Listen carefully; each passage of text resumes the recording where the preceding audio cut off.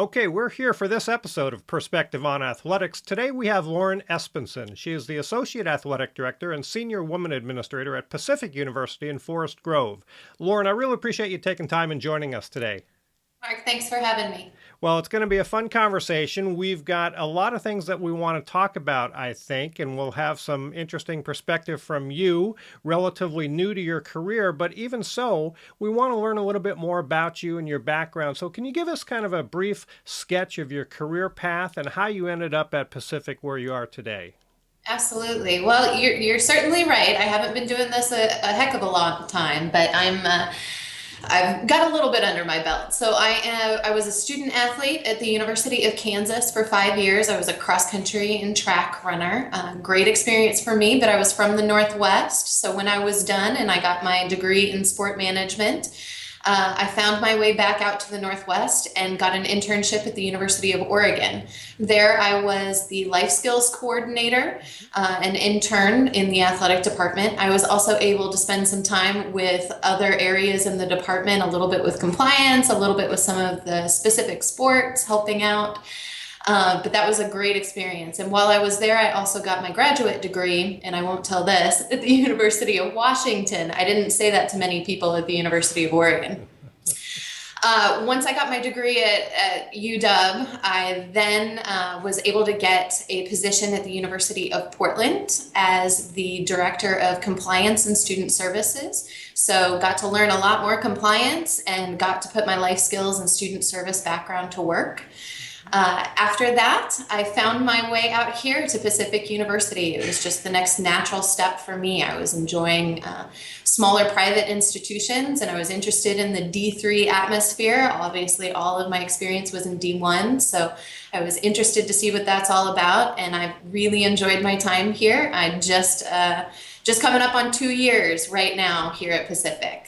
Well, that's great. And like I say, that's a lot of experience for a relatively short period of time. You've done a lot in your short years. But it's interesting to me, certainly your experience as a student athlete, Division One, the Big 12, Pac-12, even the WCC, very different environment, I would imagine, than a Division Three institution like Pacific. And can you speak a little bit more? You mentioned this briefly, but what was the motivation behind that? You were at University of Portland. You were in an administrative capacity, and maybe you would have had opportunities to move up either there or at another Division One institution. Yet you chose to pursue a Division Three job at Pacific. And talk a little bit more about the motivations and the decision-making process there. Yeah, absolutely. I think, as I've gone through my professional career, I've definitely been able to pick out pieces that are kind of mission statements for myself. I started to find that, again, smaller private institutions were ones that just fit me as a professional better. I tell many recruits and other people sometimes that I would never change my experience as a student athlete. I would not want to go to a smaller private institution. I loved what I did at the University of Kansas. But as a professional working at the Division One level and the Division Three level, small private institution was really where I found success and happiness. And my mission kind of came out with that. Being student-centered, being able to connect with people across campus was very, very important to me. Sometimes at the larger institutions, it takes months to get a hold of somebody you need to talk to across campus. So just having the ease to go over and talk to the provost or the dean or things like that, especially in the capacity of compliance or student services or being an associate athletic director, that's really a key part. So I got a lot of those things at the University of Portland. However, in Division One, you tend to find you get specific in your job, and I like compliance. Although compliance at the Division One level can be a little bit, difficult emotionally sometimes as you're working with people in sometimes very difficult and high stress situations. That I was looking to really find experience in other areas, and I spent some time at UP.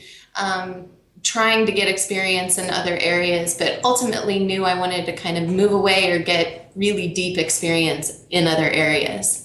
So Pacific University's position came along. It's close to home, which is always a nice opportunity. It's a really solid institution, and most of all, it's in a growth spurt. We, as an athletic department and as a university, are on the upswing. We are making strides by building new facilities, adding additional programs, adding opportunities and staff members. You just saw the excitement and the growth here. It was hard not to pass up the opportunity to come be a part of an organization like that. Right. Well, it's interesting. Just on the surface level, you mentioned something about this, that at the Division One level, things are very specialized. You have larger staffs, and you tend to focus on a particular area, maybe two. And I think that's not exactly the case at the Division Three level. The image I always have of Division Three is that the AD and his or her staff are wearing multiple hats that are continually changing throughout the day or minute to minute, perhaps. Yes. So speak to that a little bit. That must have been an adjustment going from a very focused and targeted daily or weekly routine to really having to deal with whatever comes your way. Yeah, multitasking, right? I think my experience at the University of Portland definitely helped. My position there was unique, I would say, because I actually had two roles that were somewhat different. I worked with compliance and student services and life skills. You see the really good and, community service aspect, and working with students who are being leaders in the athlete community. And then you're working on the compliance end with coaches and sometimes students that are struggling or having a situation that's really difficult. So you see a lot of the goods and a lot of the bads. So I felt like it was a great experience there and unique to Division One in that respect. But you are absolutely right. Taking the step from UP, even with those two to Pacific, where you're right, multiple hats. And it changes minute to minute, and you're even doing multiple things in that minute. It's really wild, and it's actually so much fun. I really, really enjoy it. The variety that you get throughout the day, the change from maybe a stressful situation 1 minute to you got to get over it and move on to something else that's happening in that next minute, I think really gives life to the position. And being able to work with everyone as well, where you're not specialized with working only maybe with coaches or only maybe with this certain group of student athletes or whatnot. Having a hand in being able to, quote unquote, touch everyone in the department is a really great opportunity, and I think that's unique at Division Three. It's an interesting contrast because you can look at Division One, like University of Portland, more specialized in your role, even though there's a dual role, but yet you're dealing with actually fewer student athletes. The world of Division Three, generally speaking, more student athletes, more programs, less staff, fewer staff positions, and it doesn't make a lot of logical sense, but that's the way it is, right? Yeah, certainly. And I would agree that, the logic sometimes isn't there, but, there are pieces of, I come from the compliance background, even looking at the rules, Division Three rules tend to lend itself to allowing a little bit less staff in those roles. But yes, what a difference. I mean, University of Portland, I had maybe 250 student athletes, and I could tell you all their names, probably their birthplaces and their birth dates. Here we're going to have over 600 student athletes this next year, and it's going to make up over 45% of the student population here at Pacific. So it's a little bit more difficult to get to know each one of them the way that I would like to, just because there are so many of them. But I love that there are the opportunities and the atmosphere on campus that lends itself to students just being involved and excited and cheering on one another at each of the contests. Great. And since you've been at Pacific, I'm sure you've had time to reflect, or you've had family members or friends ask you these types of questions about, well, what's different? Why would you do this? But aside from the obvious things we just talked about, what are really some of your observations related to the world of Division One and now the world of Division Three? What are some things that are maybe similar and some things that are different? What are your observations been? Sure. I think we've already hit on a few of them. Obviously, the multiple hats that are worn at the Yep. Division III level, the size of the student athlete population are typically differences. Um, I mentioned this before, but kind of incorporating and being able to contact colleagues across campus a little bit easier. We're all in it together. It seems to be a much more integrated part of the university. That doesn't necessarily mean that that's the way it is at all Division Ones. It wasn't my experience at the University of Portland, but there are certainly differences in that respect. Just being able to get a hold of people and being able to work with them. I would also say, coming from a compliance background, I'll talk a lot about the rules. Yeah. The rules are extremely different. You look at one book and it's this thick, and the other book and it's this thick. I'll let you lead which one is which. But Division III rules tend to, and getting to watch the process of how Division III actually looks at their rules, why they move forward and maybe adopt some new rules, or maybe shut down some other proposed legislation, has been really interesting. It's a lot focused on the academic aspect of the student experience, which I would say, that happens at the other division levels, but there seems to be just such a huge focus at D3 on this. It really drives the decision making. Sometimes, personal opinion, it kind of holds up the growth sometimes of D3 and expectations of students and parents and universities and whatnot. But I think many of the institutions have the right mission and thought process when it comes to that. But it's been really interesting to see that worked through.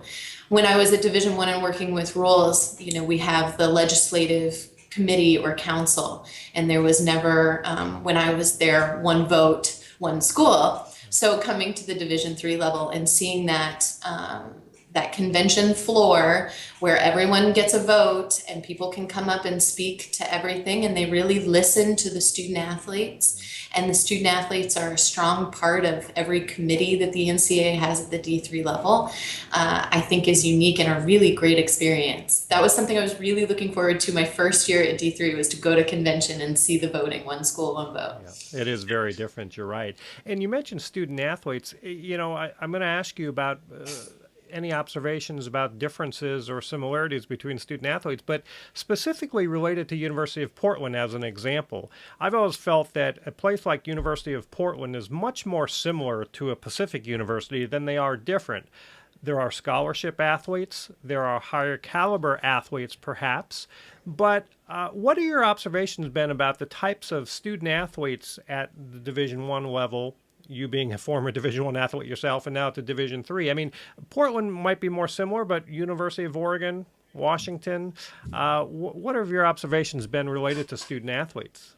Yeah, I think you're right on. With the University of Portland and Pacific, I see a lot more similarities, even in the student athlete.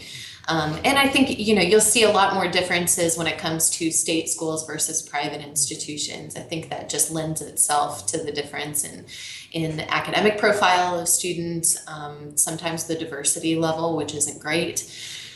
But I would say that between, just looking at the University of Portland and Pacific, they're a lot more similar than different. The students are strong academically. They want to be a part of multiple things on a university campus, which I really enjoy. And that was certainly something I was going to mention about a difference in D3, was the amount of student athletes that participate in something other than academics and athletics. They're doing band and theater and community service, and it's amazing what they do. But I see that as a similarity to the University of Portland as well. I'd say a lot of them are that way. I think you have to be honest and talk about the scholarship component of it. It brings a completely different feeling and view to how things are run at a university and a department, and the way that parents and students react to certain situations. The expectation level when you're giving funds to someone to participate in athletics is high on not only the coaches level, but the students and even the parents. And that can be difficult for everyone in that situation, including the university, but, mostly those three. And I think, it's very different at Division III where you don't see that, and the students are out here participating because it's just a part of their experience, and it's not a paid portion of their experience. Right. So I want to transition a bit. You mentioned at Portland you had a more focused position. Pacific now is offering you the opportunity to get your hands in just about everything, I would imagine, which is broadening your experience, developing you professionally. Where do you see, and so are the opportunities in Division I, in your opinion, limited? You were kind of hinting, it seemed, that you get pigeonholed, for lack of better terms, and it's tough to break out of that. And I think you were trying to relay that type of rationale for a move like Pacific. Is that what you were talking about? Yeah, I think there are certain positions within Division I structures that lend itself to kind of moving to different areas in a department just because you work so closely. I'm thinking things like marketing and sponsorship to doing some development work or, major gifts work or whatnot. A little bit easier transition, or even that day-to-day marketing and game management tends to go pretty well. Positions like compliance, like academic advising, things like that, have a harder time transitioning to maybe other areas or getting experience in other areas like marketing or development or game management. The nice part about something like compliance is you've got your hands in all of it because you need to make sure everyone is following the NCAA rules, so you have an idea of what's going on, but actually being able to get in and do some of the work and day-to-day things are a little bit more difficult in those areas. So finding opportunities, even at the Division I level, to volunteer your time in other areas can even be difficult. Yeah, interesting. Also related to that, you're a young woman coming up the administrative ranks, and I think that there have been great strides made. There's far more women in athletic administration these days than there were 15, even 10 years ago.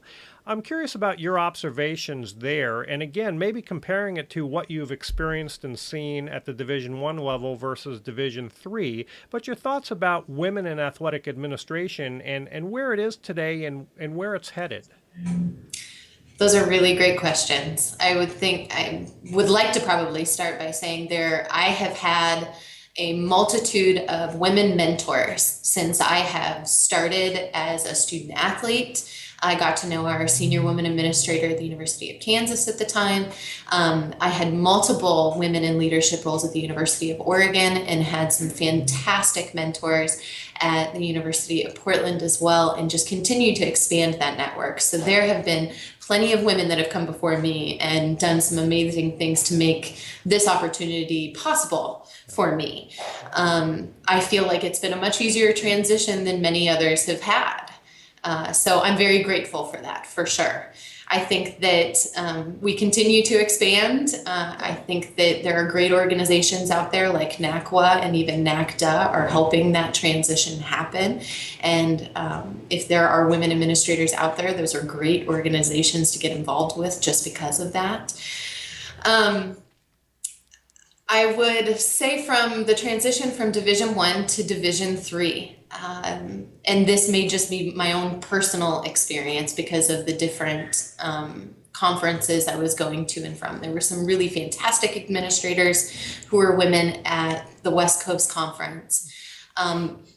And, within each institution, but the overall kind of higher leadership there outside of senior women administrators was, smaller than my experience now at the Northwest Conference level.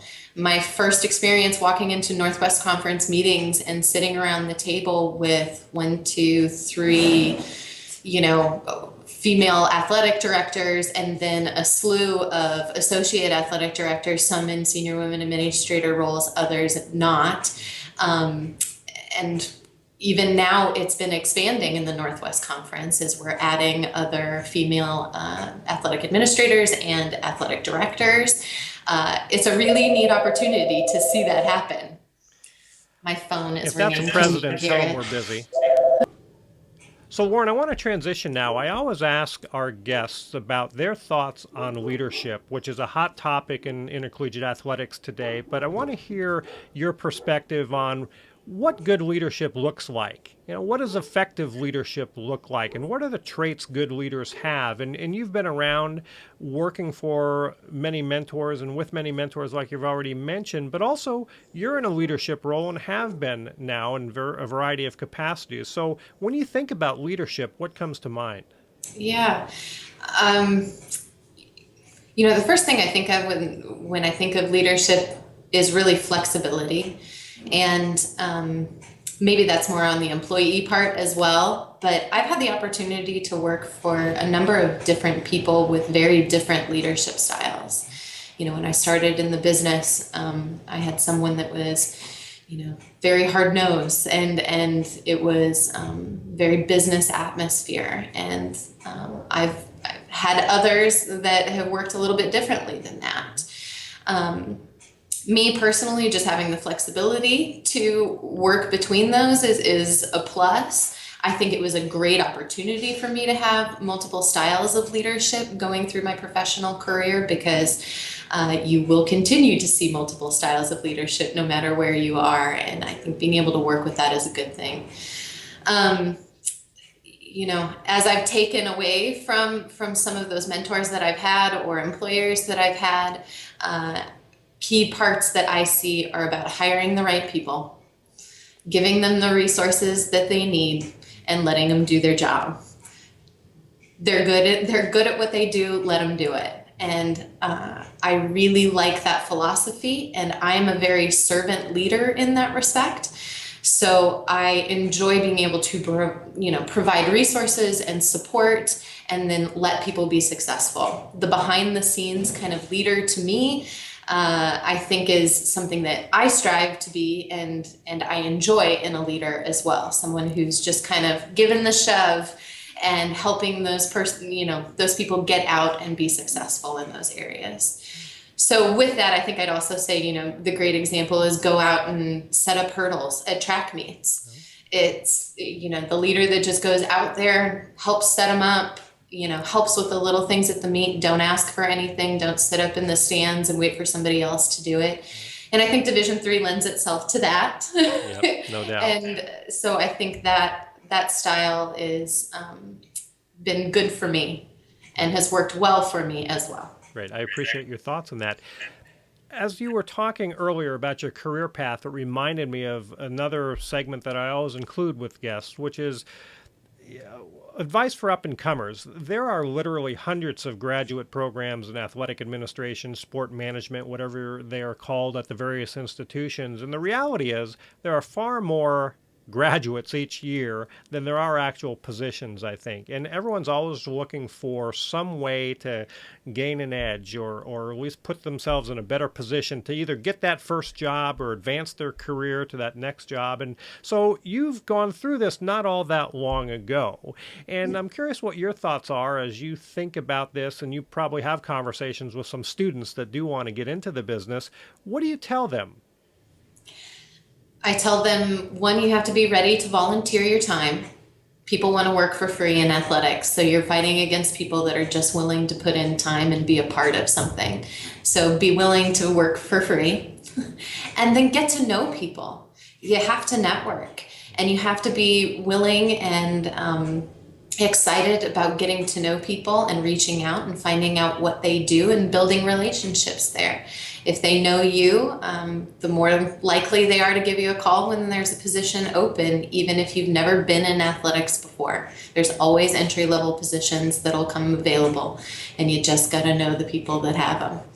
So, I took the opportunity as a student when I was going through my graduate program. And the graduate program actually asked that we do multiple kind of small internships, which really provided me the opportunity to network.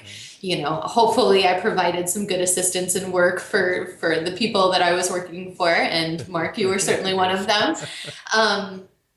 And I hope it provided good work, but ultimately it provided a really great relationship and networking opportunity for me in the future. I mean, I'll say the example of you as well. You know, I did a little bit of internship for you, and then when the opportunity came to work with you again, that was great. And then when I had an opportunity at Division III, you were a fantastic resource for me to talk about, you know, what that transition would look like, if it would be right for me.